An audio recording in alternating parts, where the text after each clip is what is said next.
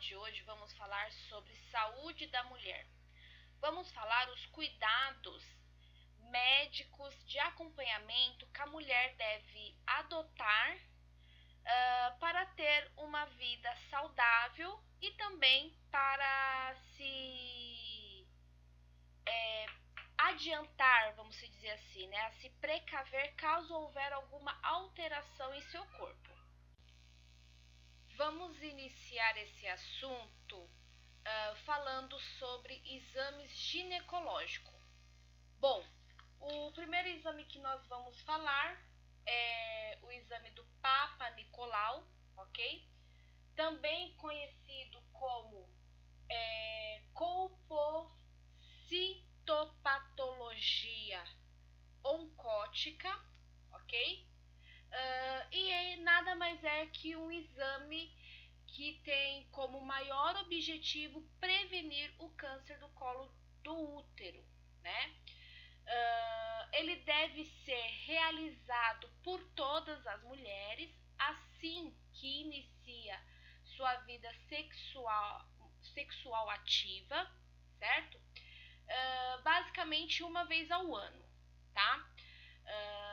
Em alguns casos muito específicos, onde a mulher tem alguma predisposição genética, vamos dizer assim, né? Tem um histórico familiar um pouco mais característico para câncer do colo do útero, pode ser que essa frequência seja menor, né? De 2 vezes ao ano, enfim, algo que pode ser determinado pelo médico, tá? Bom, e qual momento ideal deve fazer o Papa Nicolau, né? Então, seria uma semana antes da menstruação, tá certo? A mulher, nas vésperas, deve evitar duchas vaginais, colocações de creme vaginais, coisas do tipo, e também não deve ter relações sexuais 3 dias antes, né? Então, durante esses 3 dias antes que antecede o exame do Papa Nicolau, não deve ter relação sexual, tá?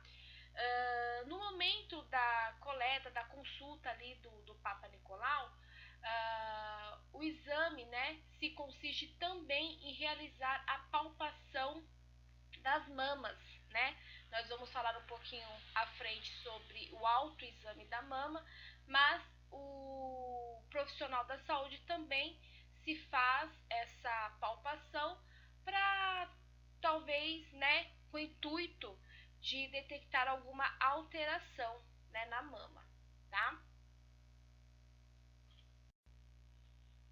Bom, a técnica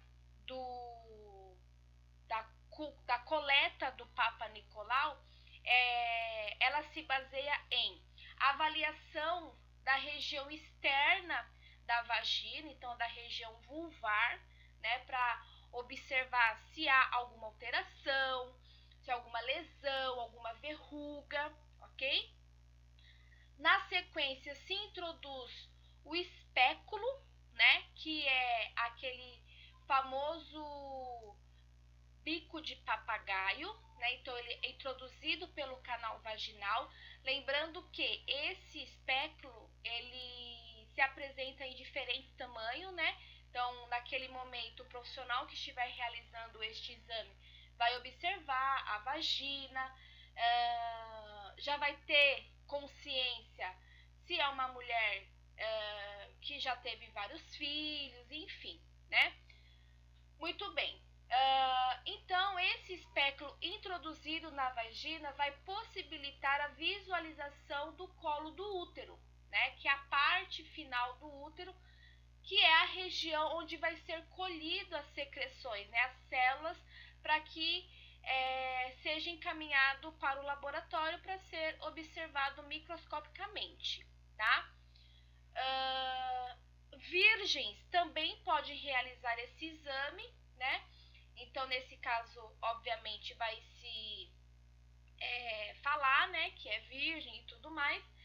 E aí vai estar utilizando um outro tipo de espéculo, que é o virgoscópico, que é um espéculo de tamanho diferente. Ele tem um um aspecto diferenciado, tá? Essa secreção do colo do útero, ela é coletada por uma espátulazinha de madeira, por uma haste de madeira e por uma escova, né? Então, se faz a coleta da parte externa, né? Vamos dizer, da parede, né? Do colo do útero, e no meio dele vai ser o orifício, que é aquela passagem, vamos dizer assim, que do outro lado vai se encontrar o útero, né? Então, esse meinho, que é essa passagem que é bem fechadinha, eu sempre costumo pedir para que os meus alunos assemelhem o colo do útero como um fuxico. Não sei se todos conhecem fuxico, aí, pessoal aí do artesanato. Então, aquele meinho, aquele fechadinho, é o meato, né? Do útero, né? Então se colhe daquele meio com uma escovinha que parece uma escovinha de lavar mamadeira, né? No slide a seguir eu vou deixar a imagem de todos esses materiais. Então, essa escovinha vai coletar dessa região do útero, tá? Essas células, né, são colocadas numa lâmina, né? Então, na metade da lâmina se coloca a secreção coletada pela haste de madeira e na outra metade a secreção que você coletou com a escovinha. E na sequência vai ser encaminhado ao laboratório. Bom, então aqui nós vamos conhecer esses materiais, ok? Então nós temos aqui na imagem 1 o suave, que é muito pouco utilizado, a escovinha que eu falei para vocês, que parece escova de lavar mamadeira, né? Porque ela tem as hastes, né, da escova em todo ao seu redor, em uma das pontas, e todas elas são bem compridas, né, para alcançar perfeitamente aí o colo do útero. E a espátula de aire, que é a espátula de madeira que nós tínhamos falado anteriormente. Então tem esses dois modelos, então um dos lados ele é achatadinho e o outro parece até um coração, vamos dizer assim. Aí aqui nós temos também a lâmina de vidro, que é onde vocês vão estar depositando a secreção que vocês coletar com a escova endocervical e com a espátula.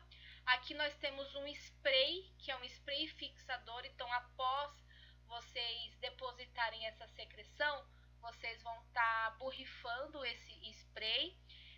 Aqui, coletor, é onde vocês vão estar colocando essa lâmina depois de feito esse procedimento e também de identificar. Se vocês observarem, uma das extremidades da lâmina, ela é um pouquinho, tem uma outra aparência, é fosco, né? Justamente para que este lápis que também está aqui, ele vai ser utilizado para colocar as iniciais do paciente, né? Então, para identificar a lâmina, ok? Na imagem 2 é o espéculo, né, que eu falei para vocês, que parece o famoso bico de papagaio, justamente por esse formato, né? Então ele tem vários tamanhos, como eu já falei, e tem, né, essa rosca, né? Então o espéculo ele entra fechado, então aqui na imagem 3 vocês conseguem observar. Então ele entra fechado, aí depois começa a rosquear esse dispositivo, né, de abertura, e aonde vai ter aí a imagem do colo do útero, como vocês estão vendo aqui na imagem 3, tá? Na imagem 3 vocês conseguem também observar como que é feito a coleta com a espátula de aire, né? Na imagem 4 a gente consegue visualizar essa imagem por outra posição, né? Então aqui imaginemos que estamos no lugar, né, na posição do profissional que está coletando, então ele vai ter essa imagem que vocês estão olhando aí na foto número 4, né? Então a primeira imagem é o colo do útero, né, é o útero em si. Então a partir do segundo desenho aqui da imagem 4, vocês observam o colo do útero. Aí aqui vocês estão observando no terceiro desenho a espátula de aire, a posição que ela se faz, então ela dá esse esse giro em 360 graus, então para pegar secreção de toda essa região do colo do útero. E no último desenho, vocês observam aonde é colocado a escova endocervical, tá certo?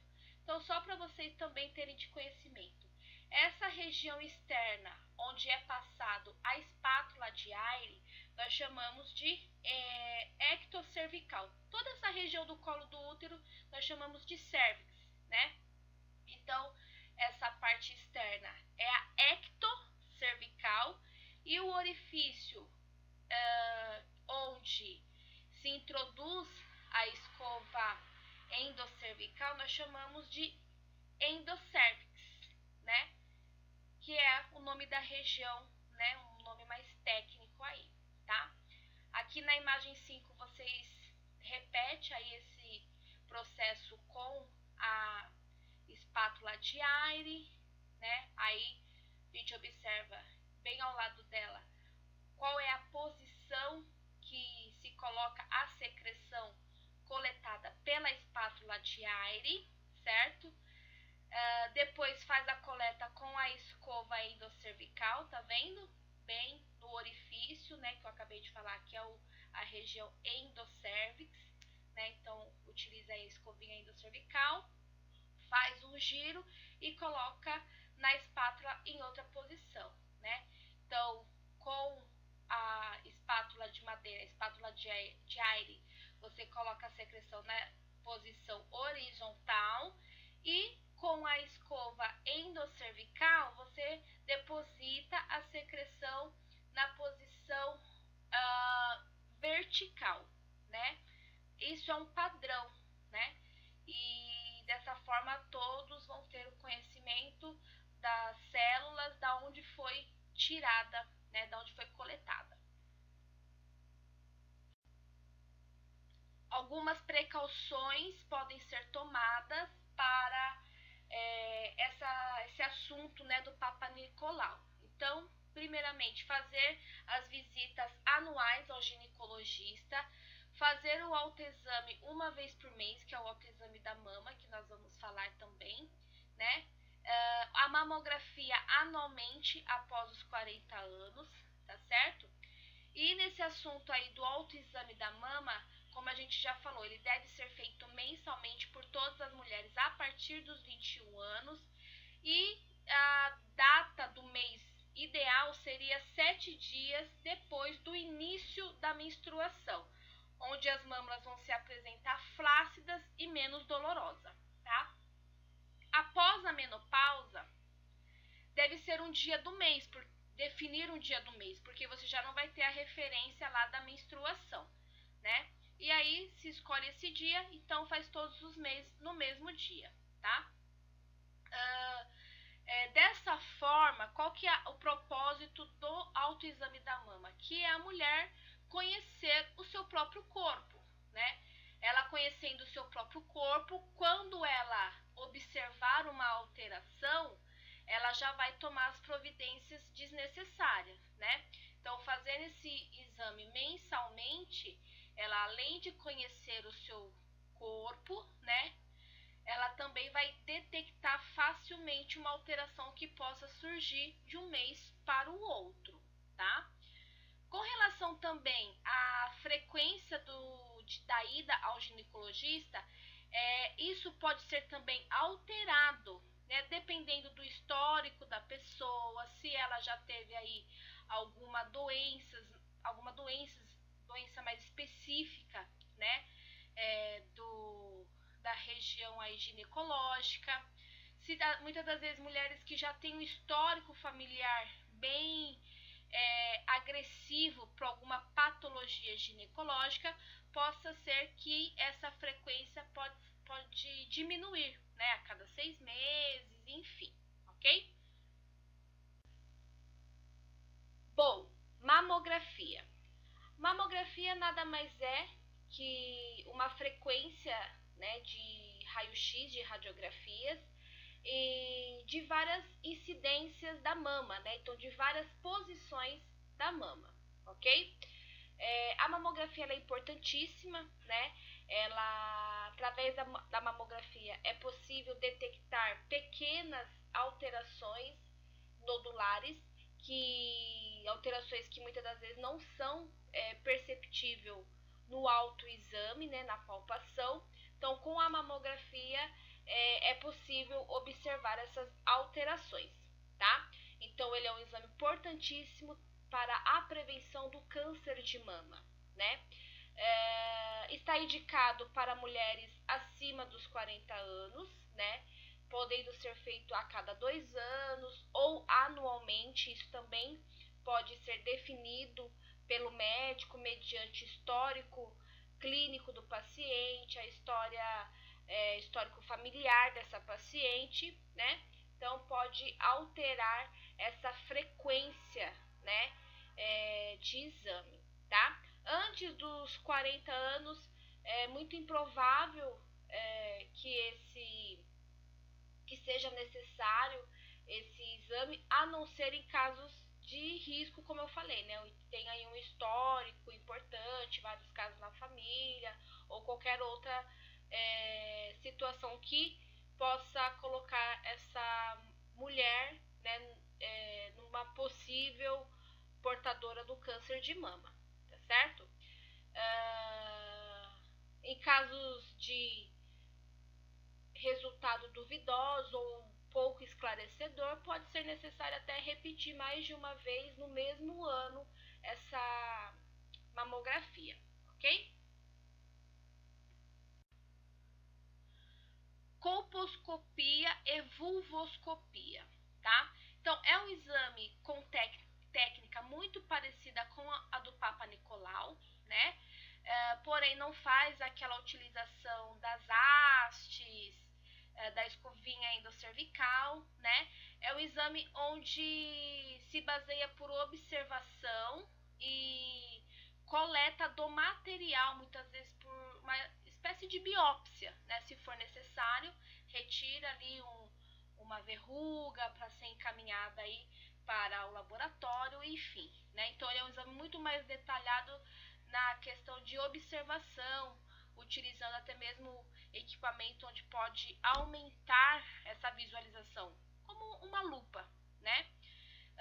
Geralmente ele é solicitado quando se encontra alguma anormalidade no Papa Nicolau, tá? Ultrassom transvaginal, né?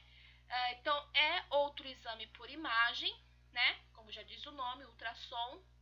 Então, esse ultrassom, o formato dele é de um tubo, né, longo, onde o médico introduz esse tubo, né, que está envolvido por um preservativo, por um lubrificante, né, sempre aí se atentando à questão da higiene e também do conforto, né. Então, esse ultrassom em tubo facilita e permite que o médico tenha visualização de toda a região pélvica, então, de útero, trompas, endométrio, os ovários, né? Então, é um exame que permite essa visualização com bastante eficiência, tá? Pode ser solicitado como exame de rotina ou para pacientes que sentem muita cólica, que tem a menstruação irregular, né?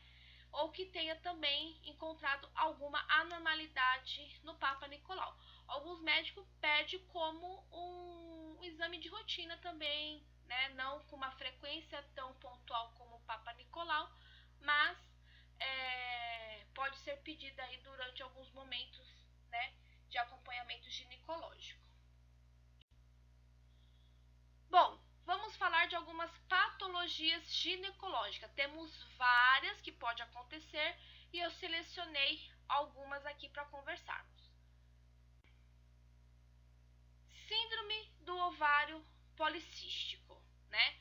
Então, nada mais é o que pequenos cistos dentro do ovário, tá? Na maior parte não acontece, não ocasiona nenhuma alteração fisiológica para a mulher, tá? Mas numa minoria, em torno aí de 10% das mulheres com ovários policísticos pode desenvolver alterações menstruais, né? Então, menstruações com intervalos muito longos, podendo chegar até meses, né?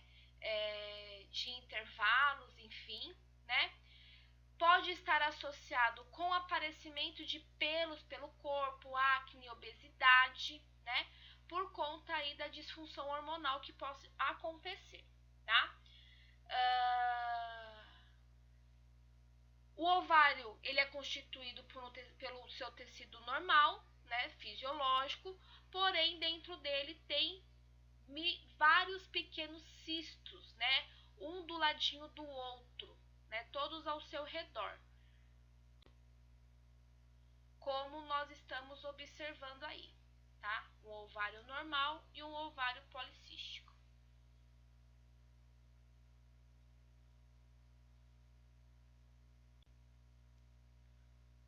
Miomas, né, uma outra doença, né, outra patologia obstétrica, ginecológica, né? Então, miomas nada mais é que tumores, porém benigno, não são cancerosos, né?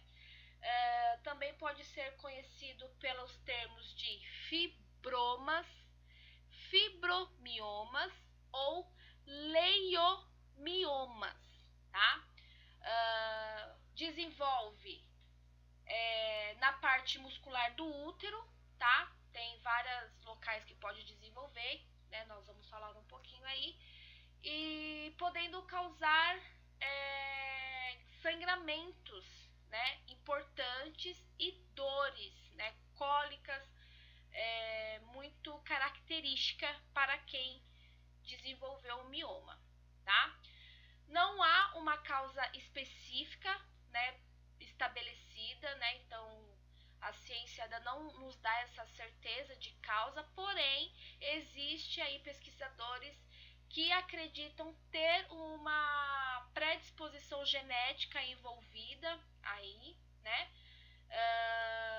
E também uma sensibilidade a alguns hormônios, né, estrogênio aí, que pode acabar desenvolvendo este mioma, né? Eles podem variar de tamanho, pode estar pequeno e aumentando o tamanho conforme aí o passar do tempo, né? E esse crescimento pode ser tão grande, tão acentuado, que assemelha a uma gravidez até de 5 a 6 meses em casos extremos.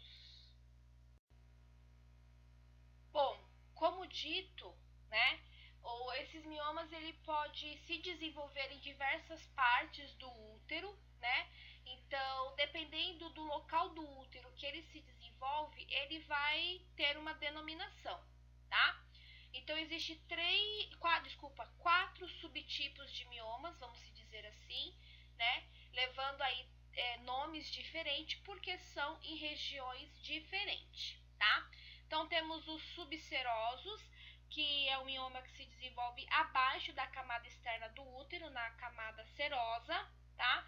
É um mioma que não afeta o fluxo menstrual, porém pode causar dores abaixo, né, na região ventral, na região lombar, e pode ocasionar uma pressão na região abdominal, tá?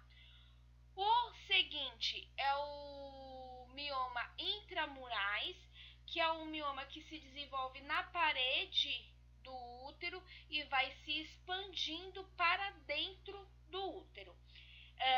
Ele é um tumor que vai estar aumentando o tamanho do útero, né, por conta dessa característica de desenvolvimento dele. É um dos tipos mais comuns de mioma, tá? E podendo causar um sangramento intenso, né? Dores na região ventral e lombar, né? E sensação de pressão generalizada, né? Então, na região abdominal, na região ventral, são as sensações de pressão.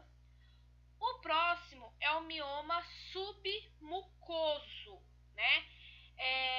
Ele está na região externa do útero, no endométrio, né? Então ele acaba não tendo aí grandes alterações, tá? O último é o pediculado, né? Que é um mioma que é muito semelhante aos subserosos, né? Porém, eles estão interligados por uma pequena porção de um tecido chamado pedículo. Por isso que leva esse nome, ok? Os sintomas que o mioma pode desenvolver. Então, períodos menstruais prolongados, né, totalmente alterados, né, com fluxo aumentado, então a quantidade de sangramento em maior quantidade.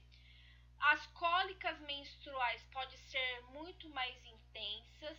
As dores, como nós já falamos, né? Então, na região ventral, lombar, nos flancos, nas pernas, então na região, assim, toda na região da pelve, né?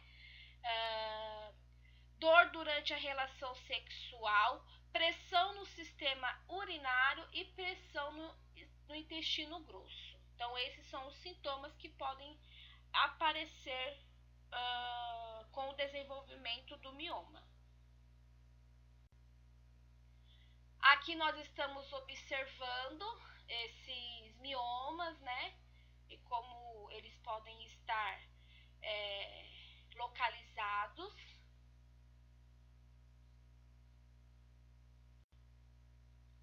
E o seu diagnóstico ele é feito durante um exame ginecológico e confirmado através do exame de imagem, que é a ultrassonografia.